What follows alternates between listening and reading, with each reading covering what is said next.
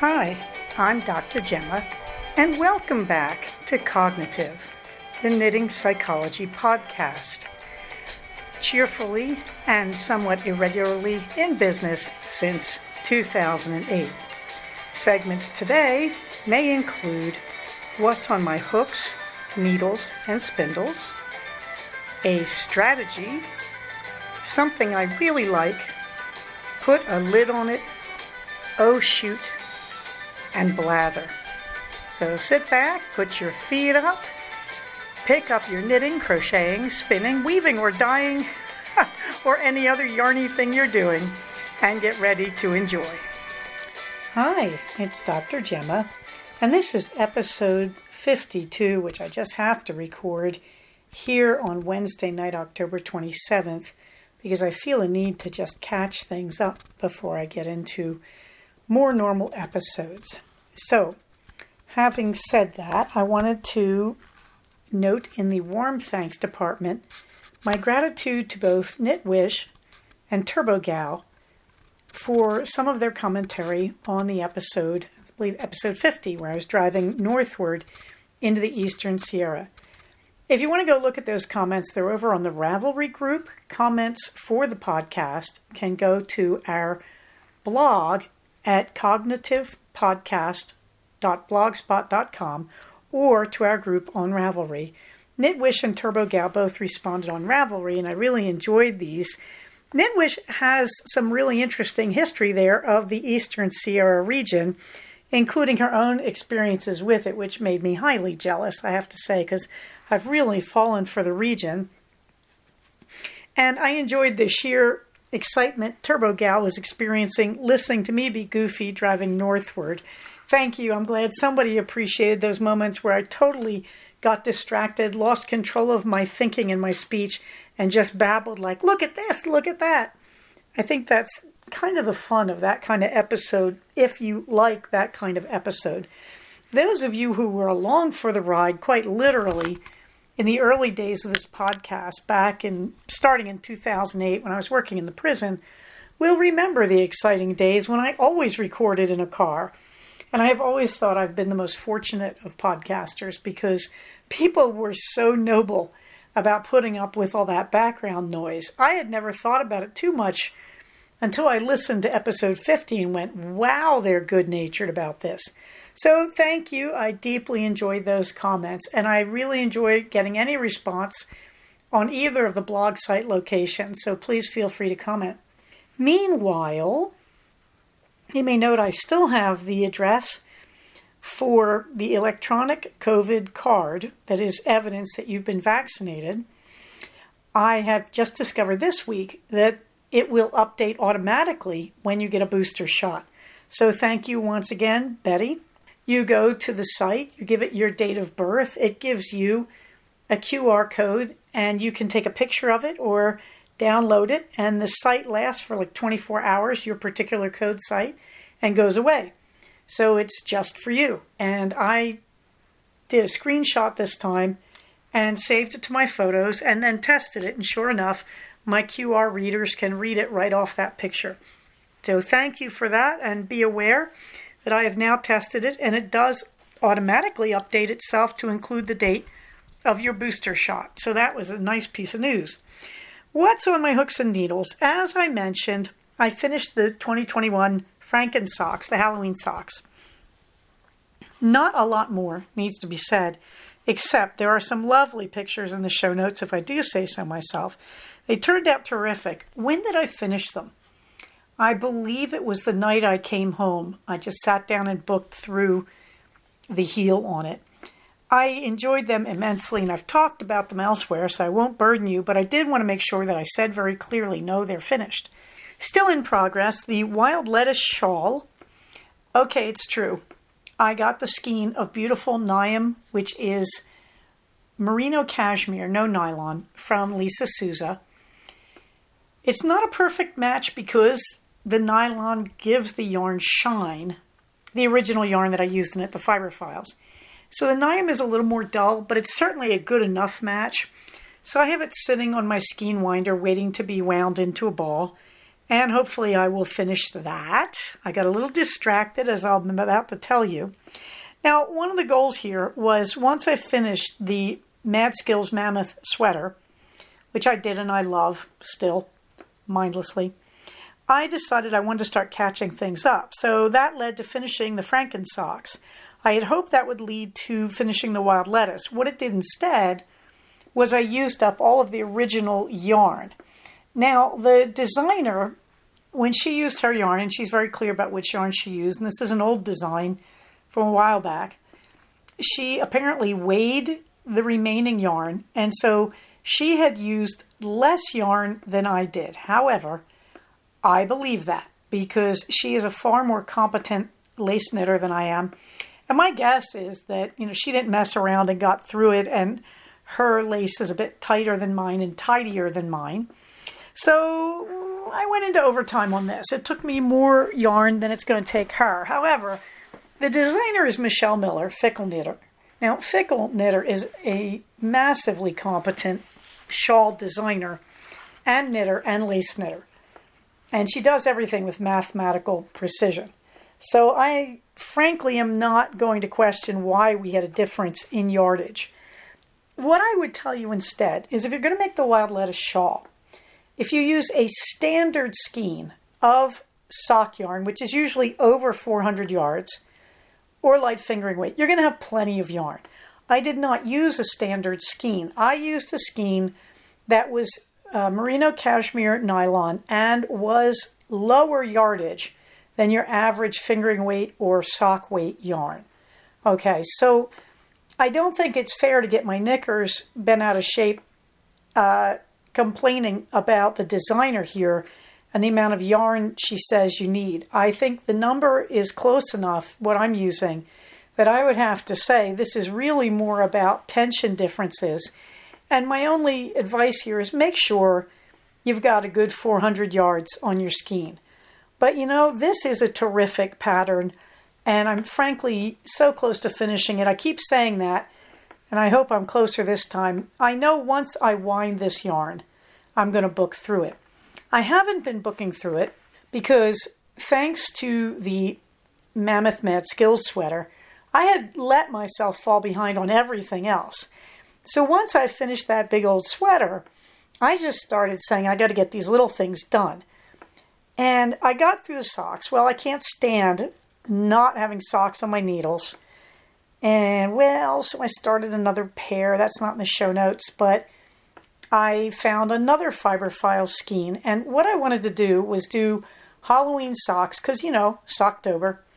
And then I finished those early, because today's only the 27th, so I thought, Socktober into Thanksgiving. So I looked for a good autumnal color, and of course that came out as a sock yarn. I think she called it squishy sock, but it doesn't matter because you can't get it anymore because Fiberfiles began dying as Sterling Ridge, and now I don't believe she's dying. Oh my gosh, if she is, please buy her yarn. You'll so be happy about it. But anyway, I had Sterling Ridge. I had an old skein of this, and I think 2014, and it's a beautiful autumnal brown. It's called Pumpkin Spice, and it's just breathtaking. So as we speak, I am starting a new pair of socks in the Blueberry Waffle Socks pattern. It'll make it into the next show notes, I think. Meanwhile, I also wanted to catch up the wild lettuce, which I did. I got to the end of that skein of yarn, and while I was waiting for the new skein to come from Lisa Souza, I tried to catch the temperature blanket up. Right now, as I record this, the blanket is caught up to October 22nd. So it's about 4 days behind, and frankly, after I finish recording tonight, I'm probably going to bring it right up to date. I'm starting to get antsy. I love it. It's beautiful. It's quite large now. It really is just gorgeous. It's a very, very satisfying project. For 225 stitches per night, you just get this amazing gift. Anyway, I'm going back slowly into the greens and the blues of cooler weather, which is a nice break from all those hot oranges. And I'm catching it up. And then, as you may have noticed in episode 50, I stopped at Sierra Cottons and Wools. And I bought the Noro Hearts Scarf Kit. You may remember that one of the great strengths of Sierra Cottons and Wools, among many, is that they sell kits. Yeah, be very careful. You know, those yarn fumes, I'm just saying. She has great kits, and I think there's room for her. She talks about selling yarns for hats and saying, get your pattern on Ravelry. Frankly, I think she could take a little paper bag, put a rubber stamp with her store name on it, put one skein of good DK or worsted weight in it, and a chart that she printed from Ravelry and sell it for $50 and make a living. But that's just me. I just love that she had kits and that I got such a wonderful kit. The Nora Heart scarf is intarsia work, and I'd had problems. I tried a hat in intarsia not having a clue what I was doing. And so I'm back at beginner level here, and I'm so happy about this. The heart scarf uses 4 skeins of a main color and then 1 skein of a contrast color, which is used for the hearts themselves.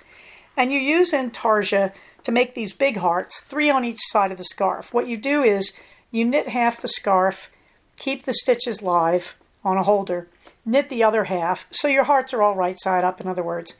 And then you use up the rest of your main color, knitting the edges, on the back, and then you just graft them together somewhere in the middle. So my game plan is just knit, knit, knit, knit, knit till I run out of yarn. If I have extra of the heart color, I'll probably knit the 2 sides even. And then when I run out of main color, I will switch and use up the rest of the heart color right in the dead center of the back. Because I love that idea of having a stretch that is in that heart color just in a plain side-to-side knitted across scarf pattern. Anyway, the interesting thing about the Nora Heart scarf, it's brilliantly designed if you know intarsia and if you know Nora. However, it's kind of dumb in some of its scarf logic because, of course, since it is in stockinette, it's going to curl up at the bottom, and they just let it do that, heart and all. I thought that was kind of dumb, and I did the math and the measurements and realized the way to handle that is I did the first 8 rows in a moss stitch or a seed stitch. It's the same thing, which is knit purl, row 1, purl knit above it.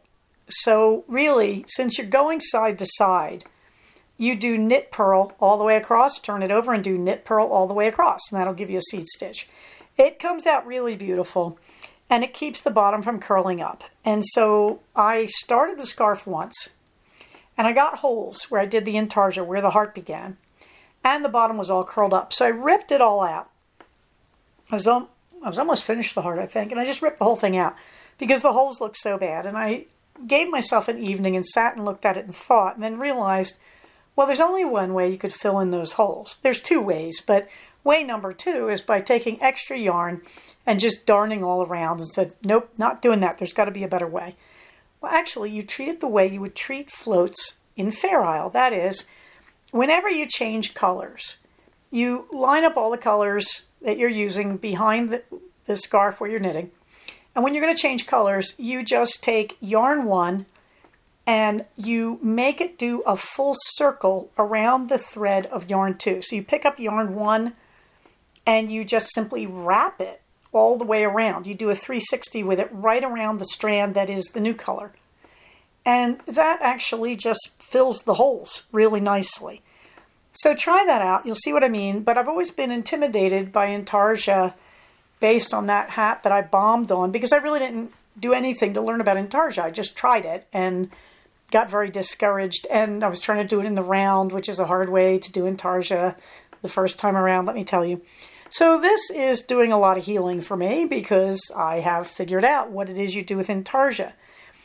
When you do intarsia on this, when you get to the top of the heart, which is, of course, the 2 separate half circles that always form the top of a graphic heart, you're actually using, at that point, 5 bobbins. You have the first of the main color background, the first lobe of the heart, the main color background between the 2 lobes of the heart, the second lobe of the heart, and the second part of the main background.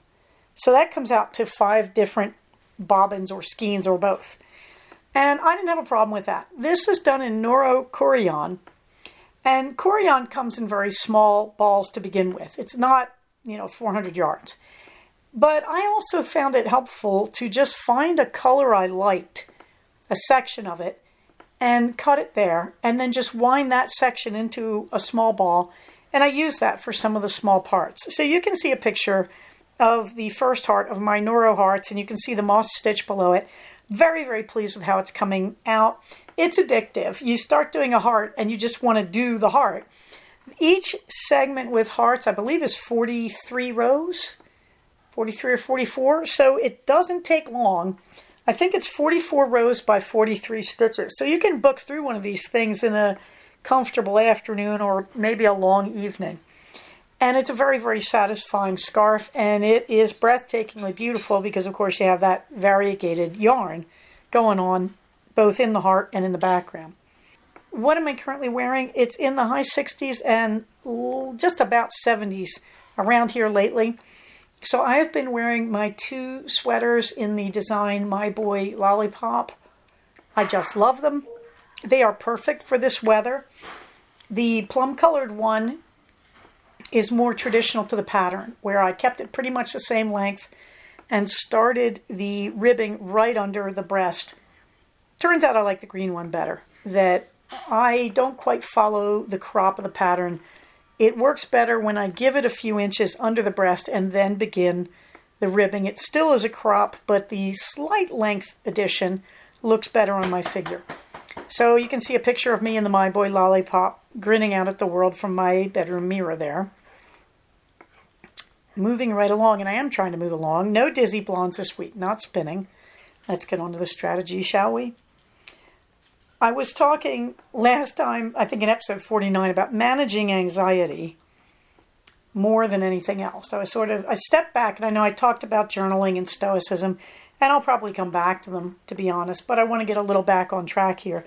Because in 49, I started talking about how do you manage anxiety slightly outside the protocol of dialectical behavioral therapy. I was using more standard cognitive behavioral therapy means. Now, I will tell you, the strategies that I talk about in 50 and 51 do help with anxiety.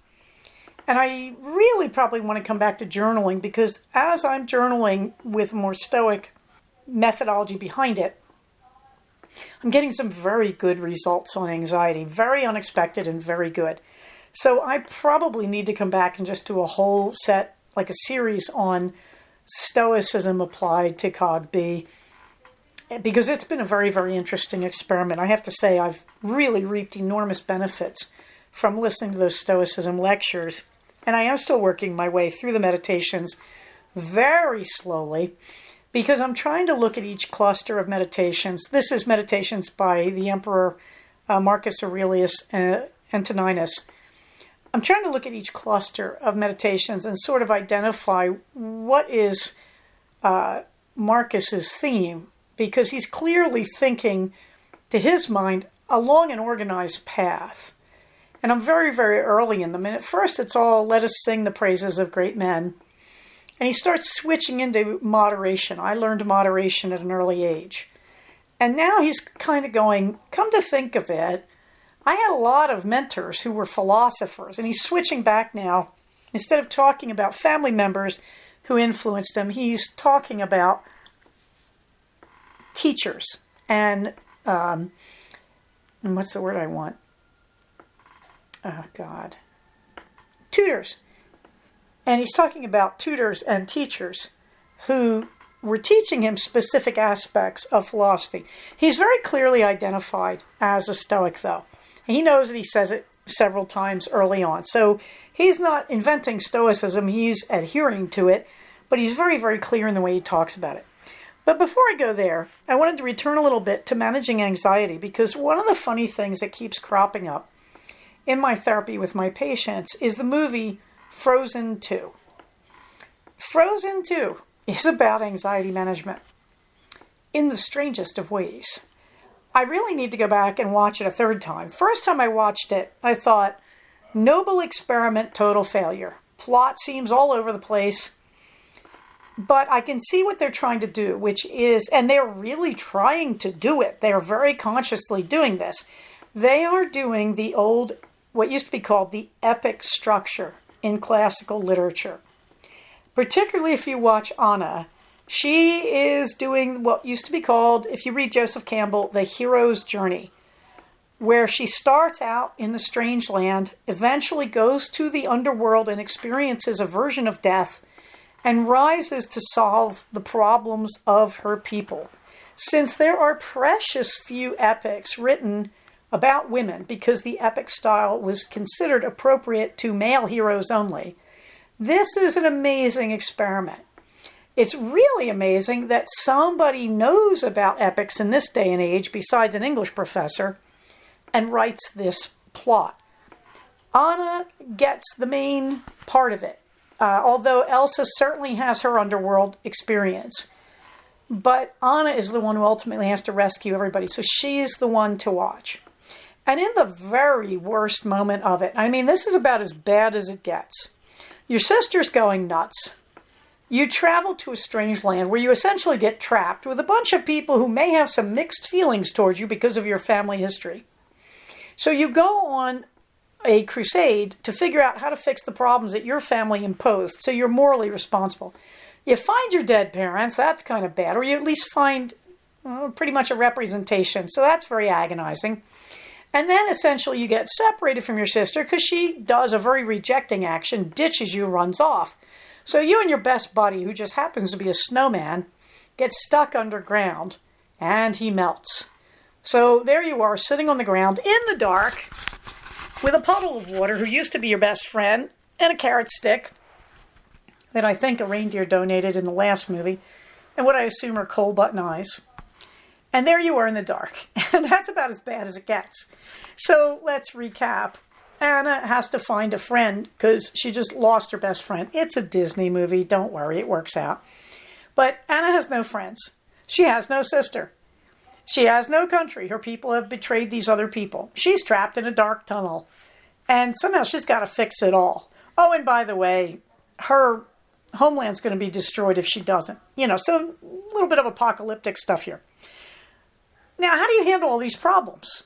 And it's a really good question. That is anxiety. Anna's sitting alone in the tunnel. Honest to God, I want to get a kit from Disney and embroider it. I want to get the cell and have somebody paint it for me on linen so I can embroider it. Because it's like the moment of anxiety, And I think I could show this to almost any patient I've ever had, and they would go, oh, yeah, I know about that. So, of course, this is a Disney movie. Anna sings a song.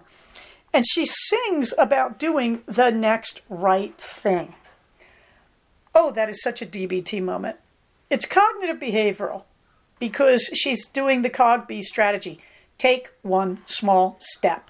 You don't solve problems by solving problems. You solve problems by taking one little move forward at a time until something stops you, if it's going to stop you. That is how you get out of anxiety. You don't get out of anxiety by solving your problem. You get out of anxiety by identifying a series of smaller steps that would lead, hopefully, to the solution of your problem if all goes well. That is really important because that's why people get frozen in anxiety, if you'll pardon the horrible pun there. And by the way, that is a beautiful thing. In a movie called Frozen, she is. I mean, that's about as we used to say in English class, reifying. Like, that is making the thing real. The movie is called Frozen. And in the first movie, of course, Anna turns into an ice cube. But in the second movie, she is emotionally frozen. It's just perfect. It's so good. So the second time I saw the movie, my jaw was hanging open the whole way, because it all made sense if you're familiar with the epic structure, or as Campbell would call it, the hero's journey. And it is a wonderful thing, even though it is a masculinist form, in my humble opinion. It is wonderful to see somebody apply it to the feminine and to see how that changes it and how it works out. But that's for another literary article. That's not something you need here. And I'm sure my former colleagues in English Lit have written articles about this. But in terms of anxiety, what Anna does is the model you need. You start with all the steps you need to complete to solve your problem. And to do that, you have to prioritize. All right, if I'm going to save my country, what do I have to do first? Probably I should get out of this tunnel. And then she has to think, what would that entail? Well, it would mean leaving behind the bits of frozen snowman. So she doesn't. She realizes that she lives in a magical world. If the snowman is to be respectably buried or revived or resuscitated in some way, maybe Elsa could help her if Elsa's alive, she's going to have to bring back the snowman. So she can't scoop up the water, but she does take the body parts, as it were. She takes the pieces. So, it's just a little horrifying, but that's very classical Greek. I'm going to carry the body of the dead. Remember Harry Potter bringing back Cedric Diggory's body? Same move exactly. That you got to bring back the dead that they may be honored. So she brings back the snowman's nose and eyes, I guess. And I don't know if he's got little cute buttons, but anyway, or a scarf, but she brings it all back. But she realizes her first job is to get out of that tunnel. And then she realizes to do that, she must not leave behind the honored dead. So she scoops him up, or whatever is left of him, and puts it in her little pouch, And then she just works on getting out of the tunnel. Because the one thing we can guarantee, she will never solve the problem between her people and the people of the North sitting in that tunnel. So she has to prioritize her steps, and then she has to do them one step at a time. And she's walking forward in the dark, feeling her way and crying and singing. Of course, this is Disney. But it's such a great model because it literally is, she has to walk in the dark. She can't do anything else. She has to walk in the dark. And if she can't walk in the dark, there isn't going to be any other rescue. So she does. And so that song should be engraved on everybody's heart. When you are anxious, you break your problem down into steps that you can perform. And you prioritize which step do you do first. And if that step is too big, you break it down further. You just keep breaking down your problems into smaller and smaller steps until you reach something you can do. So she breaks her problem down. She realizes, I got to get out of this cave. And the only way to get out is to walk in the dark. And that may help her solve her bigger problems of making peace and saving, what's his name, Arendelle? Her queendom. Well, she's only a princess at this point. But anyway, you get the idea. So if you want to manage anxiety, and again, this goes back to the E of the accepts acronym when you're distracting yourself. Before you can manage your problem, you have to separate your emotion, E, from the problem. So she's sitting there crying in the dark with dead snowman, melted snowman, whatever you are in Disney. And she realizes that before she can solve anything, she's got to calm herself down and think her way through this. So again, she has to manage her emotion. That's the E of accepts from DBT, from distress tolerance skills.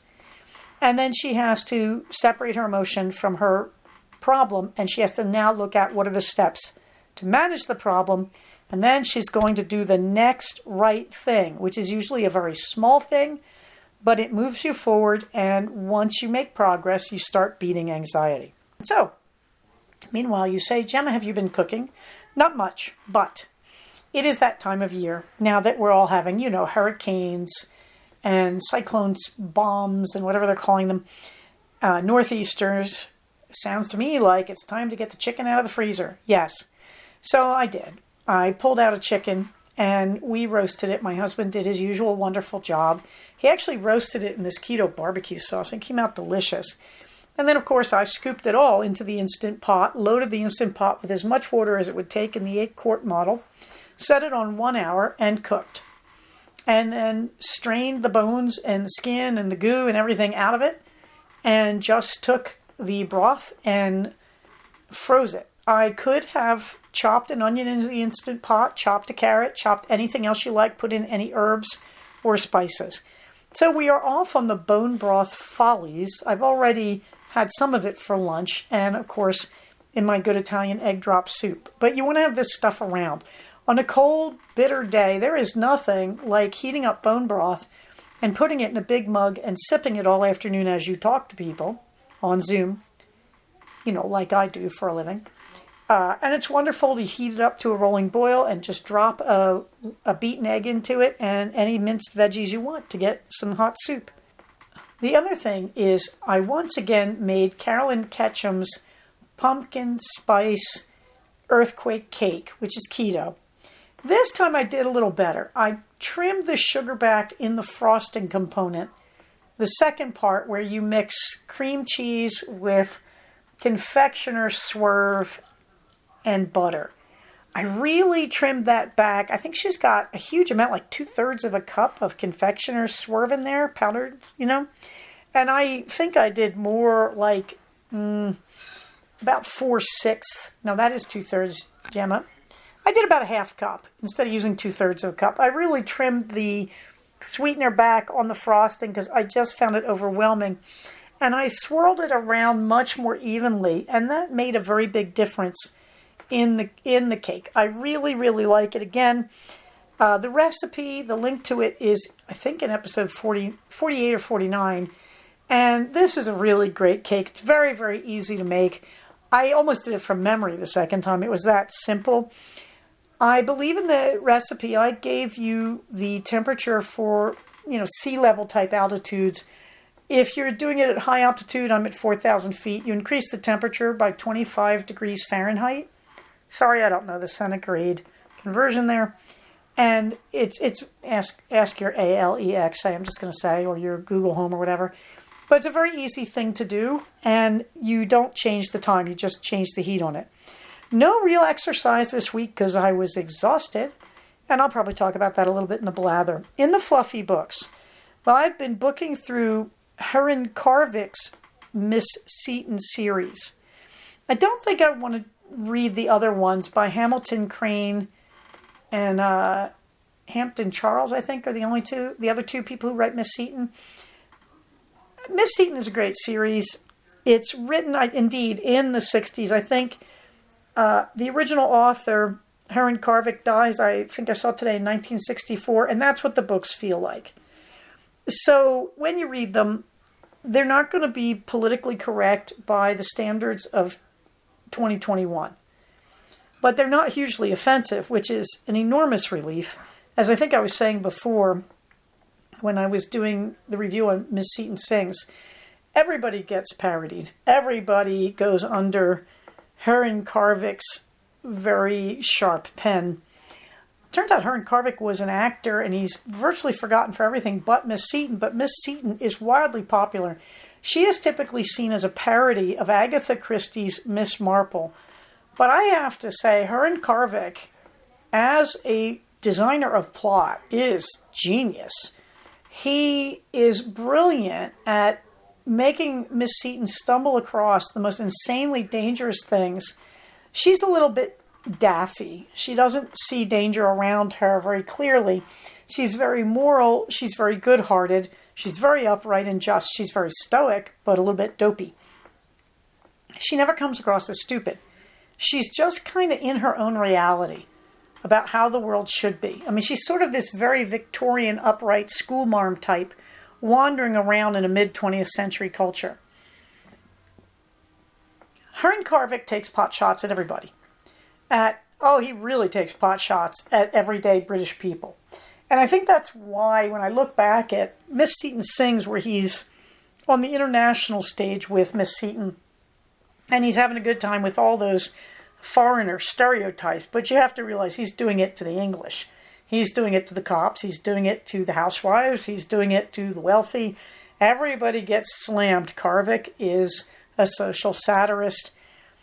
How you want to handle that is up to you. But I decided to stop because I really do think I can't blame Heron Carvick for being a person of his times. And I do think he's very moderate. He just slams everybody pretty equally. But I decided it was time to stop the formula. Apparently, the Hamilton Crane versions are written by a woman, and they're supposed to be quite good. I think I read one of Hamilton Crane's short stories about Miss Seton and thought it was okay, but not really true to the model. So I think when I finish Heron Carvick's Miss Seton, I will be done with her. Having said that, I finished Picture Miss Seton, Miss Seton Draws the Line, and Witch Miss Seton. He's really pushing it by the end of Witch Miss Seton, but I think that's why he takes her onto the international stage in the next book in the sequence, which is Miss Seton Sings. And there's one more by Carvick, Odds on Miss Seton, that I think I've got a copy of and I will read. I also zoomed through Riz Bowen's latest installment in the Royal Spinous series, which is God Rest Ye Royal Gentlemen. It's fun. It's nothing remarkable. The series loses a lot of spice after Georgiana marries. It's a lot harder for her to move freely and be quite as interesting or risk-taking as she was. So unfortunately, she's getting a bit dowdy. And I don't know how long the series is going to last. I enjoy them, but that's about it. I also picked up for, I think, free or 99 cents on one of the discount services, The White Magic 5 and Dime. And I'll let you know how that goes. I really am about 2 chapters in. I did not expect to get drawn into it.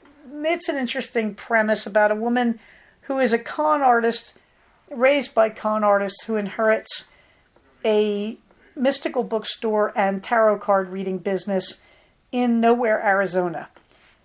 It's an interesting premise. She's trying to integrate tarot cards into it. Again, it's interesting because the protagonist sees it all as a con.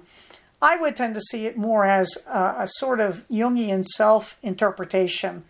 I don't see it as telling the future or anything like that. I just think it's a way of recognizing your own symbolic language to your own mind. I don't think there's anything psychic about it. And then, of course, the protagonist's late mother sees it all as a big con. It's a very interesting thing. Am I going to get involved in the series? Is there a series? I think there is. We'll see how it goes. It was free. What can I say? Or it was very low price.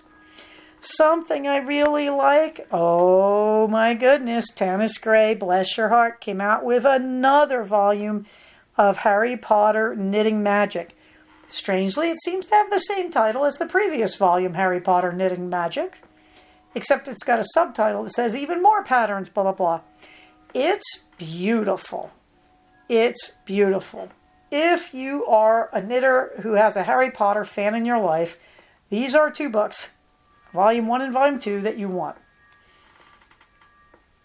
I am very happy because Volume 2 has a pattern by Bad Wolf Girl Sits and Knits. That's who she is on Ravelry.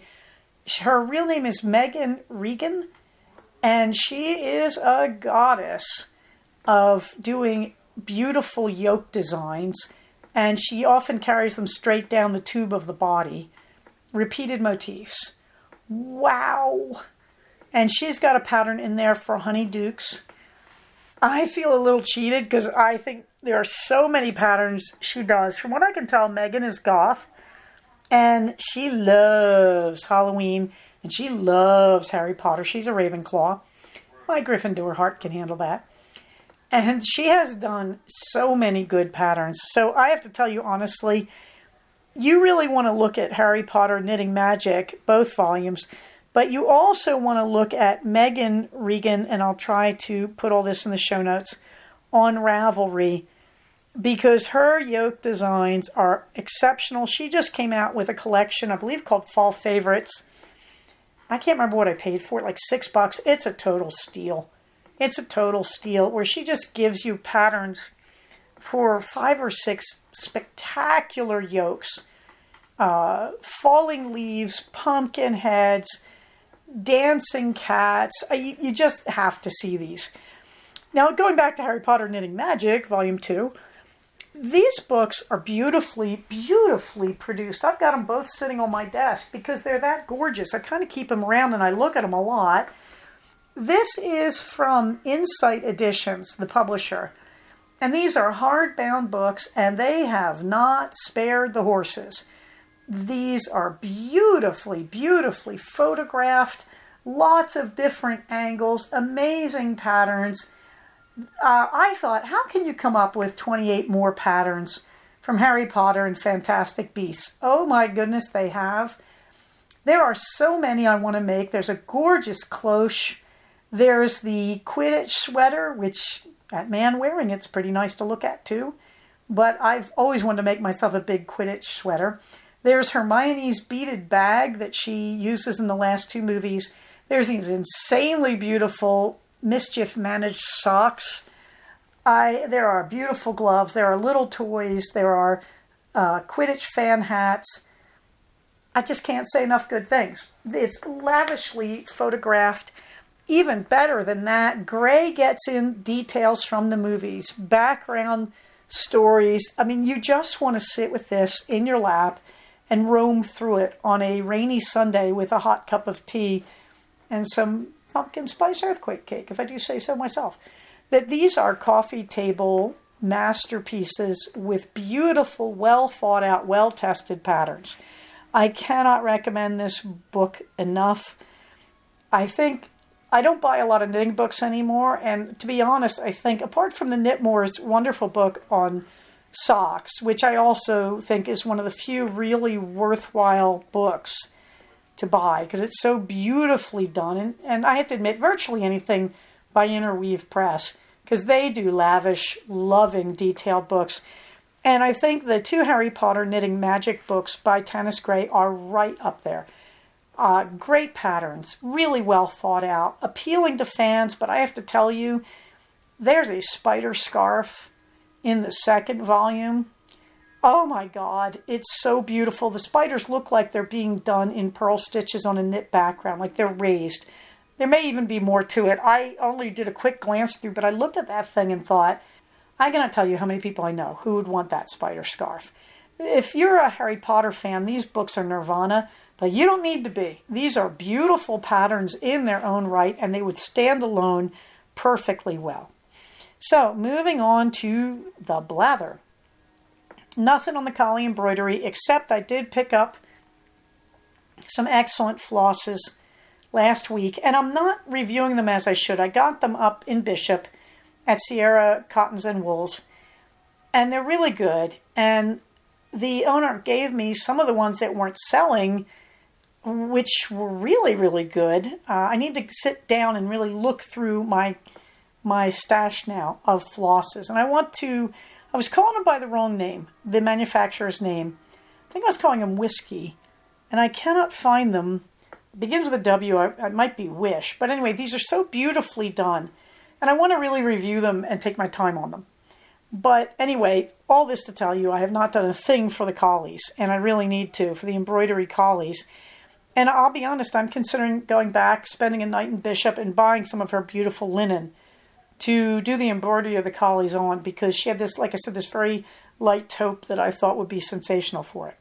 But no embroidery yet. I also have an embroidery project, a Pennsylvania German one that I designed that I want to finish before I go onto the collies. In the meantime, 2 good things last week. I got my eyeglasses exam done. Now, a few weeks back I did the retinal thing for diabetes, just overall retinal check, and everything's good, and that's nice. But I didn't get prescriptions. So I'm really happy to announce I now have a prescription. I can replace my glasses. This year we have spent catching everything up because last year in the quarantine we basically sat at home and tried not to be sick. So all of us need new glasses, so I'm working on that. So that went well. And you make such a big thing of this when you're a kid. I was in and out in 20 minutes. I have a really good eye doctor all of a sudden. The other good news is I also realized that I could get a booster for COVID. That last Sunday night, a week ago, today is the 27th, Wednesday. So we're talking, somewhere, I don't know, the 18th or 19th. No, is it that far back? No, it isn't. All right, let me think. Today is the 27th, the 25th, the 25th. Okay, I think on like the 23rd, the CDC authorized Moderna and J&J for booster shots. And I said right away and started haunting the sites. And my medical practice group was like, no, you're not sick enough, blah, blah, blah. You know what I did, right? I went to CVS Pharmacy. They're like, yeah, okay, we'll give you the shot. So then they said they would give it to me, to my shock, on Monday afternoon, because every time I looked at their site, they would say, nope, nothing till Wednesday. Nope, nothing till Tuesday. No, nothing till Wednesday. No, nothing till Tuesday. Do you want a Monday one? And I just kept bouncing back and forth and finally got one for the next day. And so I went in Monday, and there was nobody in the pharmacy. I had made an appointment. I showed them that and said, I want to do it early. I don't want to wait till 3 p.m. So at like 11:30, they gave me the shot. Now, it's very interesting. The pharmacist told me she was giving me a half dose because Moderna decided to go with a half dose to reduce the side effects. I got to wonder if that's going to reduce effectiveness. It's been 8 months since I had my shot. I don't care. I did get side effects. I got very tired. For a fleeting few moments, I thought I felt chills and a little feverish, but not much. So maybe I'm glad I didn't get the full dose after all, but I got my booster for COVID. And I'm happy to tell you I went immediately, almost immediately, like 2 hours later, to the site for the e-card to identify yourself as having gotten COVID shots, and they had updated it. So that was really, really wonderful. Finally, Minerva gets the last word. She really does. She was posing all night long, the night I came home from Bishop. My husband finally said, please take a picture of her. She's posing. She just won't stop. So there is a picture of Minerva looking simply magnificent. She is sitting on the couch in the living room with all my beautiful homemade comforters on it. And if you know Minerva, you know that arm extended down the side is Minerva owning the couch. I guess if you abandon your cat and you come back, she can't own you, and in her desperation, she starts owning inanimate objects. I don't know. What you do need to know is I got back in time to have a late lunch on that Monday with my husband at our local Mexican place. He went off to pick up my son. The dogs threw themselves at me in such happiness, and Minerva simply ignored me. And about 4 a.m. the next morning, I woke up because 20 pounds of furry black cat hit me in the chin and promptly burrowed her head under my chin, wrapped her arms around my neck, and purred her brains out. At 4 a.m, she wanted to cuddle. And you know what we did? I lifted my chin, wrapped my arms around her over the blankets, and we cuddled. At moments like this, I feel like I should tap the heels of my ruby slippers together and say there's no place like home. But actually, I think it would be more like I would lash my furry black tail and say, there's nothing as good as having everybody home together. So meanwhile, it's time to get those booster shots. If you're not vaccinated yet, it's time to get that first shot. Please remember, wear your mask. The little kids are not vaccinated, although apparently we're getting down to the 5-year-olds pretty soon, if not already. So wear your mask, socially distance, and as you always should have, although we can't go backwards in time, wash your hands. Wash them a lot. Get used to washing them a lot.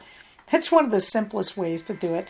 Most of all, everybody stay safe, take care of each other, and I'll talk to you soon. Bye-bye. So we have come to the end of another episode of Cognitive. Please do not use this podcast to diagnose yourself. If you think you are having a mental health problem, please contact a licensed mental health professional. Show notes for these episodes can be found at cognitivepodcast, all one word, .blogspot.com. Episodes can be found at iTunes under the name Cognitive Podcast, but also can be found posted next to the show notes on the Blogspot page. Thank you so much for listening. Everybody, stay safe, take care of each other, and I'll talk to you soon. Bye-bye.